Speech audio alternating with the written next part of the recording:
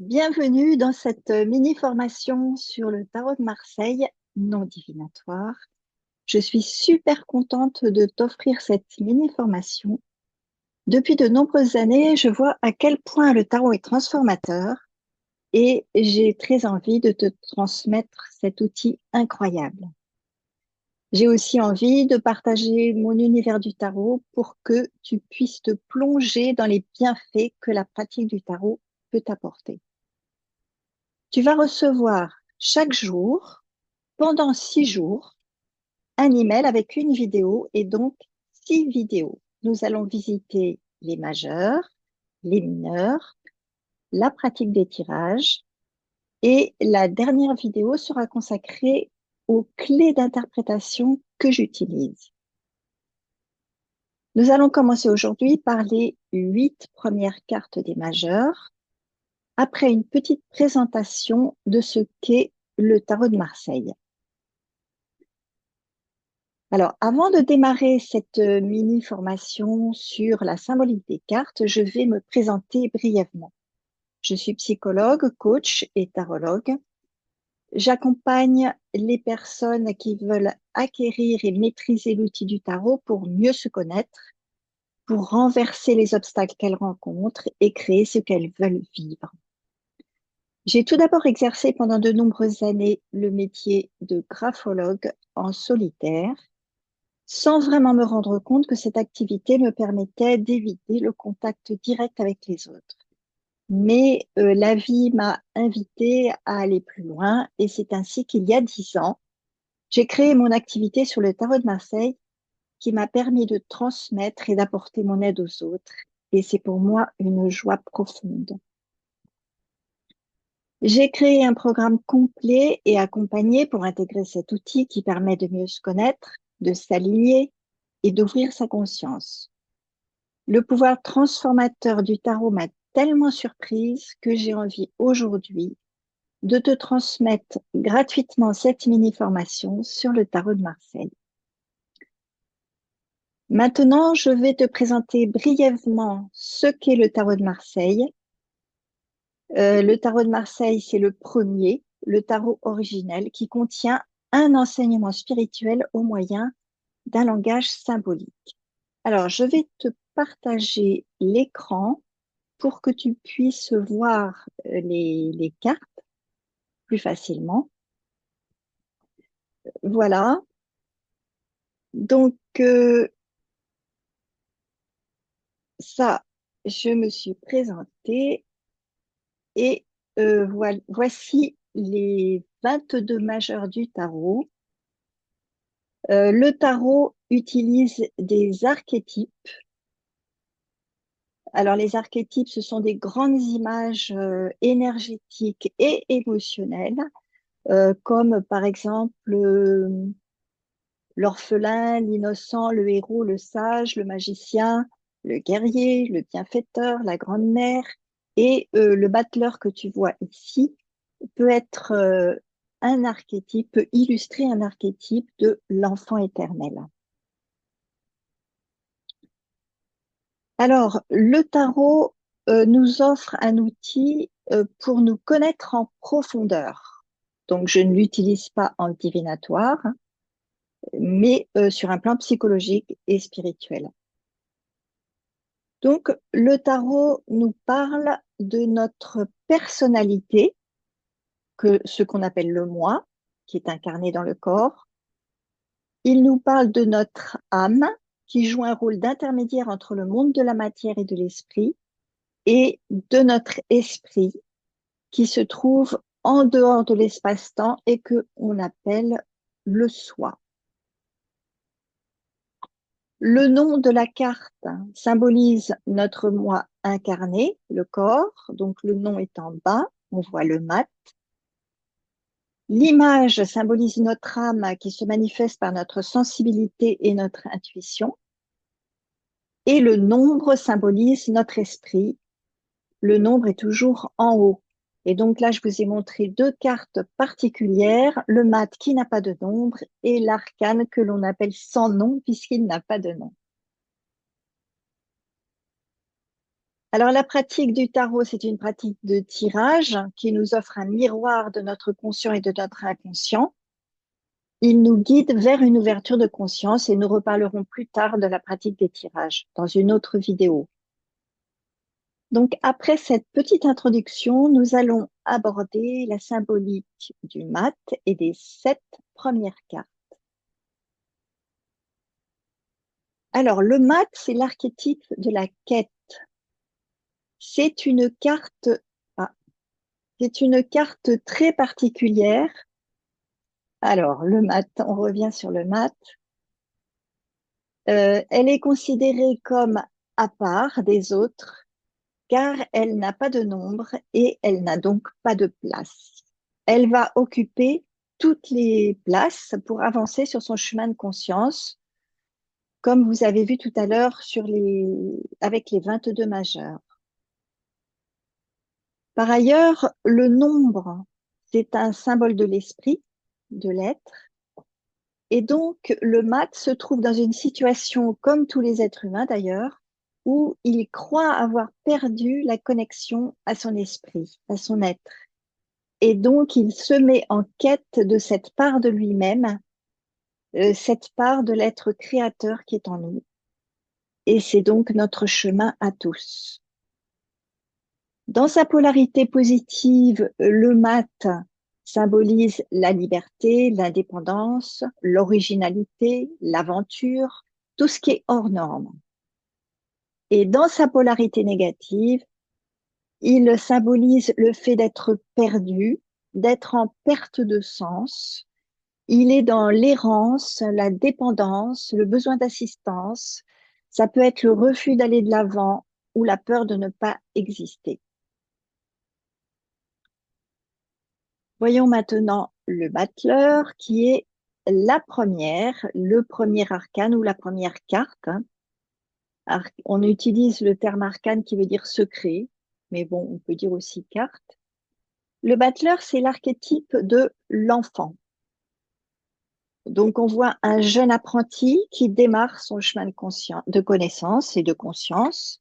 Il a tous les outils sur sa table et on reconnaît les 4 éléments.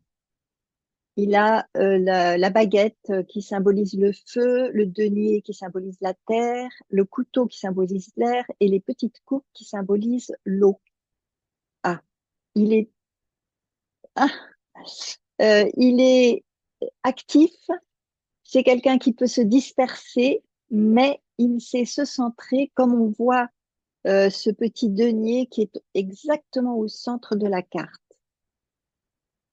Dans sa polarité positive, il a les qualités de l'enfant, la spontanéité, l'enthousiasme, l'émerveillement, l'insouciance, la confiance. C'est quelqu'un qui démarre. Ça peut symboliser des nouveaux projets et ça peut être l'enfant divin qui est en nous. Dans sa polarité négative, il symbolise l'enfant blessé, la perte de contact avec son enfant intérieur divin. Ça peut être l'illusion, la dispersion, l'hyperactivité. Et c'est aussi l'éternel enfant qui ne veut pas choisir ni s'engager. Il ne veut pas grandir. Alors, il va rencontrer la papesse. La papesse qui est l'archétype de la mère. Elle porte le nombre 2 qui représente l'énergie féminine et réceptive. Elle est à l'écoute de ses sensations qui sont le livre de son corps qui détient la connaissance. Nous voyons que le livre qu'elle tient a une couleur de chair, donc elle symbolise le corps. Et on voit un œuf à sa gauche, donc sur la droite de la carte, qui symbolise le potentiel qu'elle a et qu'elle va développer. Dans sa polarité positive, la papesse représente la fonction et l'énergie maternelle, la coopération, le silence, l'intuition et aussi, on peut dire, les mystères de la vie.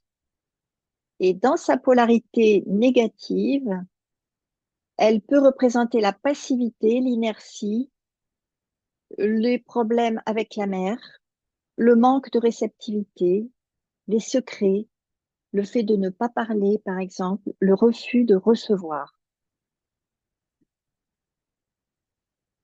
Alors, nous allons voir la suivante qui est l'impératrice. L'impératrice, c'est l'archétype de la parole, du pouvoir de la parole. C'est une femme majestueuse qui incarne les idées, l'inspiration, et ces idées sont réalisées par l'empereur, qu'on va voir en suivant. Elle symbolise ce qu'on appelle le verbe créateur. Et on voit qu'elle a une pomme d'Adam qui nous dit qu'elle a des qualités masculines, euh, ce que Jung appelle l'animus, l'énergie masculine chez la femme. Dans sa polarité positive, elle symbolise l'expression par la parole, l'expansion, le dynamisme, la créativité, le pouvoir féminin, la limpidité aussi, le discernement et l'intelligence du cœur, car on voit sur sa poitrine le dessin de la coupe qui représente le cœur. Dans sa polarité négative, elle représente le blocage de la parole, le blocage de l'expression. Ça peut être l'immobilisme, l'autoritarisme, l'agressivité, la parole critique, la rétention d'informations et le blocage du cœur. La prochaine, c'est donc l'empereur. L'empereur, c'est l'archétype du réalisateur. Il réalise, il construit, il structure. Il travaille dans la matière, il concrétise les idées de l'impératrice.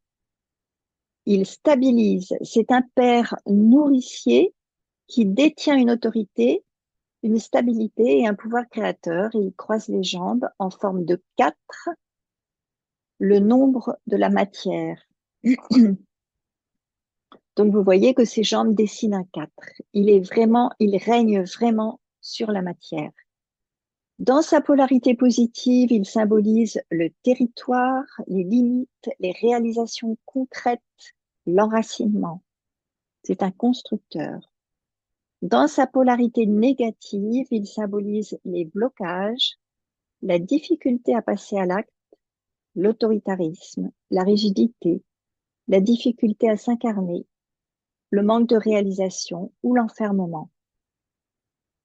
Alors, dans sa polarité positive, j'ai oublié de vous dire qu'il représente aussi le travail. Alors, ensuite, nous avons le pape qui est l'archétype de l'enseignant. Le pape a une énergie paternelle. Il partage et transmet son savoir, ses connaissances, celles qu'il reçoit du monde d'en haut. On a l'impression qu'il capte les informations avec cette croix en forme d'antenne. Il fait le pont entre les deux mondes avec bienveillance. C'est un père spirituel. Dans sa polarité positive, il transmet la connaissance, il questionne, il donne des réponses. Il est à l'origine d'apprentissage. Il bénit, ce qui veut dire il fait du bien. Dans sa polarité négative, ça peut être les difficultés en relation avec le père abusif, le refus de transmettre, la difficulté à demander, les blocages d'apprentissage. La suivante, c'est l'amoureux. L'amoureux, c'est l'archétype de l'amour, bien sûr. Nous voyons cet amoureux qui se trouve entre deux femmes, son amoureuse à sa gauche et une femme spirituelle à sa droite. Elle est spirituelle parce que elle a des ailes d'oiseau, une couronne de laurier et on la voit de profil, ce qui est un symbole d'unité. Cette femme lui rappelle qu'il porte en lui l'amour divin. Elle lui demande alors de vivre l'amour humain désir avec son amoureuse et l'amour divin. Dans sa polarité positive, le désir, l'amour humain, l'intégration de l'amour divin le fait de s'aimer et d'aimer, l'ouverture du cœur. Et dans sa polarité négative, il peut y avoir le conflit entre le cœur et la raison. Ça peut être le cœur fermé, la difficulté à s'engager dans un choix amoureux, l'hésitation ou la fusion avec la mère. La difficulté à choisir, à se positionner un peu plus adulte, on va dire. La suivante et la dernière, c'est le chariot, qui est l'archétype du moi. Alors, je me suis un peu trompée. Le chariot, c'est l'archétype du moi. Le prince du chariot a réussi, comme l'indique sa couronne et son sceptre. Il est devenu adulte et autonome. Il est capable d'avancer sur la voie de sa vie. Il a trouvé son pouvoir personnel en harmonie avec le cosmos. Dans sa polarité positive, c'est la maturité, le pouvoir personnel, la confiance en soi, la mission de vie, la solidité. Ça peut être l'intégration sociale, la réflexion personnelle et aussi la maîtrise des pulsions que l'on voit avec les chevaux, la responsabilité. Dans sa polarité négative, c'est le manque d'estime de soi et de confiance en soi, les échecs, le manque de contrôle, les doutes, le manque du sens des responsabilités, le manque de structure et de solidité du moi. Ce premier septénaire est celui de la construction du moi et de la personnalité. Donc, l'enfant, symbolisé par le battleur, a rencontré sa mère biologique, la papesse. Il a appris à s'exprimer par la parole et donc à symboliser, à rentrer dans le règne humain avec l'impératrice. Il a rencontré son père nourricier, l'empereur. Il a reçu des enseignements avec le pape. Il a fait une expérience amoureuse et il est devenu adulte. Alors, je vais arrêter le... Donc, c'est important, ça, de savoir que nous avons besoin de construire notre véhicule qui est notre corps et notre personnalité. Donc, je vais arrêter le partage et je vais vous dire que dans la prochaine vidéo, nous allons visiter le deuxième septénaire qui va de la justice à tempérance. Le mat va rencontrer son âme en développant sa sensibilité et son intuition. C'est tout le parcours que nous allons faire la prochaine fois. Donc, bienvenue dans cette mini-formation. Je te retrouve pour parler du deuxième septénaire dans la prochaine vidéo. Très bonne journée et à demain.